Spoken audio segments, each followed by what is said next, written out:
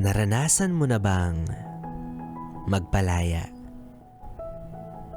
Minsan mo na bang nabigkas ang mga salitang malaya ka na? Tatlong salita na minsang nagsimula sa kataga na mahal kita.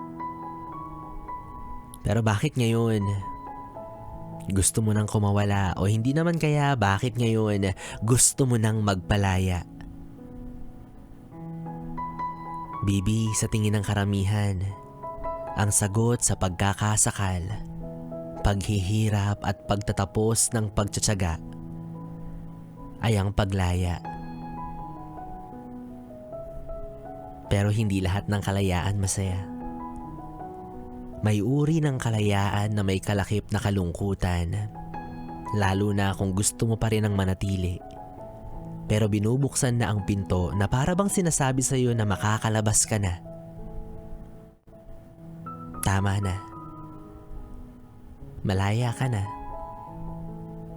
Kasi hindi na tayo masaya.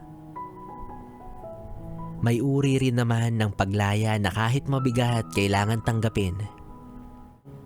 Kasi kahit itanggi nyo yung katotohanan na hindi na kayo okay, hindi na kayo nagtutugma, hindi malabong darating rin sa oras na kusa ninyong mararamdaman yung pagod at pagkasawa.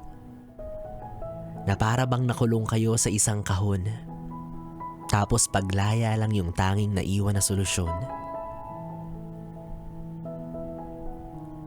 Kaya kung kasalukuyan kang nasa sitwasyon na hindi mo na alam ang dapat gawin,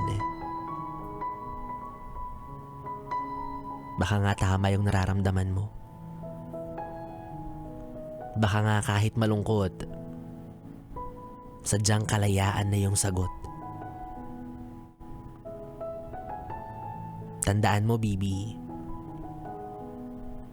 kung kalayaan ang magpapasaya sa'yo, kahit masakit, ibigay mo. Para sa taong minsan ay minahal mo, at para na rin sa sarili mo. Pero alam mo ba na ang higit na pinakamasakit na uri ng pagpapalaya ay yung nakikita mo yung mga pera sa wallet mo na dahan-dahang kumakawala pero wala kang magawa. Yes, friend, kapiling nyo pa rin ako, DJ B-Boy Bibo, para sa ating tuloy-tuloy na BB Time hanggang mamayang alas 12 dito sa 101.1 Yes FM Solid.